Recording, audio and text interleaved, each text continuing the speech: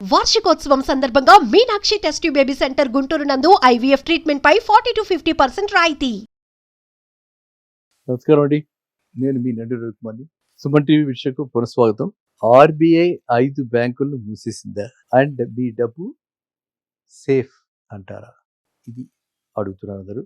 RBI 5 బ్యాంకులు మూసేసిందా, 5 బ్యాంకులు మూయబోతోందా, మనకి ఓన్లీ కంట్రీ మొత్తానికి 4 బ్యాంకులు వస్తాయా అన్నటువంటివి మీడియాలో చూస్తున్నాము. అన్ని ఫోరమ్స్లో చర్చించడం జరుగుతుంది. ఎందుకనంటే ఏ బ్యాంక్ అయినా ఒకటే రేట్ ఇస్తున్నప్పుడు ఇన్ని రకరకాల బ్యాంకులు ఎందుకు ఉండాలి? ఒకే కస్టమర్కి 4-5 బ్యాంకుల్లో 10 బ్యాంకుల్లో ఎందుకు అకౌంట్స్ ఉండాలి? ప్రైవేట్ సెక్టర్ బ్యాంక్స్ 4-5 పెద్ద ఉంటే ఇక్కడ మాత్రం పబ్లిక్ సెక్టర్ బ్యాంక్స్ ఇలాంటి రకరకాలు ఎందుకు ఉండాలి?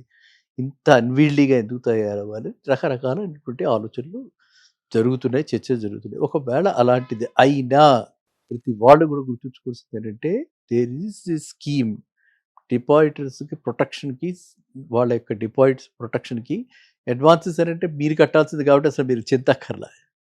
ఏ బ్యాంకు వాడు తీసుకున్నాడో ఆ బ్యాంకు వాడే మన దగ్గరికి వచ్చి ఏమంటే మీరు ఈఎంఐ ఇక్కడి నుంచి ఇక్కడ మా బ్యాంకు కట్టాలండి అని చెప్పంటారు.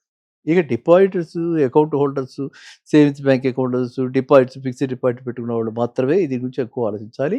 అలాంటి వాళ్ళందరికీ కూడా గుర్తుపెట్టుకోవాల్సింది ఏంటంటే, ప్రతి బ్యాంక్ డిపాజిటర్కి కూడా ఆ బ్యాంకు ఎటువంటి పరిస్థితుల్లో ఏదైనా క్లోజ్ అయిపోతే, అంటే విలీనం కాకుండా, మెర్జర్ కాకుండా వీక్ బ్యాంక్స్ క్లోజ్ అయిపోతూ ఉంటాయి. మనకి ఇక్కడ జరగట్లేదు, ఇప్పుడు నార్త్ సైడ్ జరుగుతున్నాయి. అలా వీక్ బ్యాంక్ క్లోజ్ అయినప్పుడు కూడా మీకు 5 lakhs వరకు, మీకు 5 lakhs ఒక్కొక్క పర్ పర్సన్ 5 lakhs వరకు మీకు సెక్యూరిటీ ఉంది, గ్యారంటీ ఉంది. ఓకేనండి. డిపాజిట్ ఇన్సూరెన్స్ స్కీమ్ ఉంది. అది ఆల్ ఇండియాలో మొత్తానికి ఈ కమర్షియల్ బ్యాంక్స్ అన్నిటికీ అది వర్తిస్తుంది. కాబట్టి ఆ విషయాన్ని మీరు గుర్తుంచుకుని నిశ్చింతగా ఉండండి. ఏ మాత్రం కూడా బాధపడకండి. మరి ఎందుకంటే ఆందోళనకి ఎక్కువ గురవుతున్నారు చాలామంది, అందువల్ల ఇలాంటి క్వశ్చన్స్ అనేవి వస్తున్నాయి. సో మీరు అది నిశ్చింతంగా 5 lakhs వరకు మన వరకు డిపాజిట్లు, పర్ డిపాజిటర్ మనకి సెక్యూరిటీ గ్యారంటీ ఉంది. ఇంకా లోన్ తీసుకున్న వాళ్ళకైతే హ్యాపీ. అదే లోన్ కండిషన్స్ మీద ఏ బ్యాంకులోకి అయితే విలీనమైందో ఆ బ్యాంకు నుంచి మనకి వస్తుంది, వాళ్ళ దగ్గర మనం కట్టుకుంటాము. ఒకవేళ లిక్విడేషన్లోకి వెళితే లిక్విడేటర్ మనకు పంపిస్తాడు, అక్కడి నుంచి కూడా మనకు వస్తుంది, వచ్చి మనం వాళ్ళకి కట్టాల్సి వస్తుంది. కాబట్టి ఎట్టి పరిస్థితుల్లోనూ ఈ మొత్తం బ్యాంకింగ్ సిస్టమ్, బ్యాంకింగ్ ఇండస్ట్రీ మొత్తం కూడా చాలా రెగ్యులేటెడ్గా, వెరీ వెల్ రెగ్యులేటెడ్గా మనకి ఇండియాలో ఉంది. కాబట్టి ఇండియన్ ఎకానమీకి, మన ఆర్థిక వ్యవస్థకి వెన్నెముక బ్యాంకింగ్ వ్యవస్థ. కాబట్టి బ్యాంకింగ్ వ్యవస్థ ఎప్పుడు కూడా మీకు అందరికీ కూడా గట్టిగా పదిలంగా ఉంటుంది. And industry or country or economy బాగుండేది ఎప్పుడంటే బ్యాంకింగ్ వ్యవస్థ బాగున్నప్పుడే. కాబట్టి మీరెవ్వరు కూడా ఎటువంటి భయాందోళనకి చెందకండి. ఎనీ గైడ్లైన్స్, ఎనీ డైరెక్షన్లో ఏది తీసుకున్నా, గవర్నమెంట్ తీసుకున్నా కూడా అది అందరి ఇంట్రెస్ట్లో, అంటే కస్టమర్స్, బేసిక్గా కస్టమర్స్, డిపాజిటర్ కానివ్వండి, బారోయర్ కానీ, మీ అందరి ఇంట్రెస్ట్లు చూసుకుని అవగాహనలో తీసుకుని అప్పుడే అలాంటి నిర్ణయాలు తీసుకుంటారు. కాబట్టి మీరు ఇట్లాంటి అపోహలను నమ్మకండి. ప్రస్తుతం మనకి ఉన్న బ్యాంకులన్నీ అలాగే ఉంటాయి. ఈ విలీనమైన బ్యాంకులలో మనకి ఈ విధంగా ఉంటుంది. ఒకవేళ అది కనుక క్లోజర్ అయిపోతే, రద్దయిపోతే కూడా మీ డిపాజిట్ సేఫ్. ఆర్బీఐ 5 బ్యాంకులు మూసేసిందా, 5 బ్యాంకులు మూయబోతోందా, మనకి ఓన్లీ కంట్రీ మొత్తానికి 4 బ్యాంకులు వస్తాయా అన్నటువంటివి మీడియాలో చూస్తున్నాము. అన్ని ఫోరమ్స్లో చర్చించడం జరుగుతుంది. ఎందుకనంటే ఏ బ్యాంక్ అయినా ఒకటే రేట్ ఇస్తున్నప్పుడు ఇన్ని రకరకాల బ్యాంకులు ఎందుకు ఉండాలి? ఒకే కస్టమర్కి 4-5 బ్యాంకుల్లో 10 బ్యాంకుల్లో ఎందుకు అకౌంట్స్ ఉండాలి?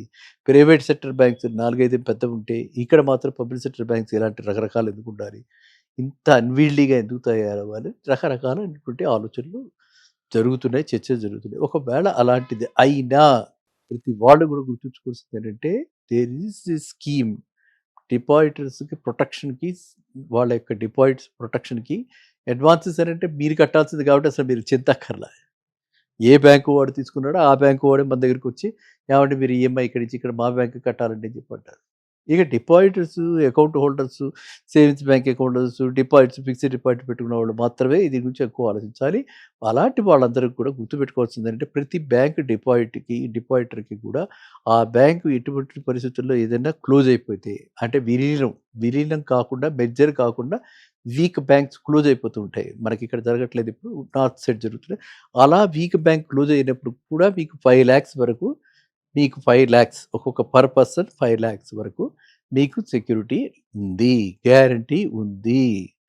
ఓకేనండి. డిపాజిట్ ఇన్సూరెన్స్ స్కీమ్ ఉంది. అది ఆల్ ఇండియాలో మొత్తానికి ఈ కమర్షియల్ బ్యాంక్స్ అన్నిటికీ అది వర్తిస్తుంది.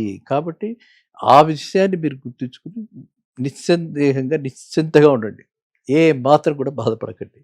మరి ఎందుకంటే ఆందోళనకి ఎక్కువ గురవుతున్నారు చాలామంది. అందువల్ల ఇలాంటి క్వెషన్స్ అనేవి వస్తున్నాయి.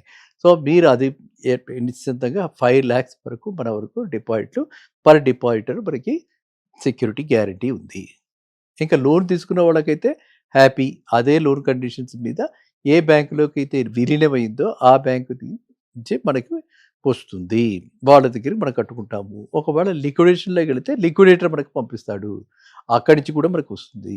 వచ్చి మనం వాళ్ళకి కట్టాల్సొస్తుంది. కాబట్టి ఎట్టి పరిస్థితుల్లోనూ ఈ మొత్తం బ్యాంకింగ్ సిస్టమ్, బ్యాంకింగ్ ఇండస్ట్రీ మొత్తం కూడా చాలా రెగ్యులేటెడ్‌గా, వెరీ వెల్ రెగ్యులేటెడ్‌గా మనకి ఇండియాలో ఉంది కాబట్టి ఇండియన్ ఎకానమీకి, మన ఆర్థిక వ్యవస్థకి వెన్నెముక బ్యాంకింగ్ వ్యవస్థ కాబట్టి, బ్యాంకింగ్ వ్యవస్థ ఎప్పుడూ కూడా మీకు అందరికీ కూడా గట్టిగా పదిలంగా ఉంటుంది.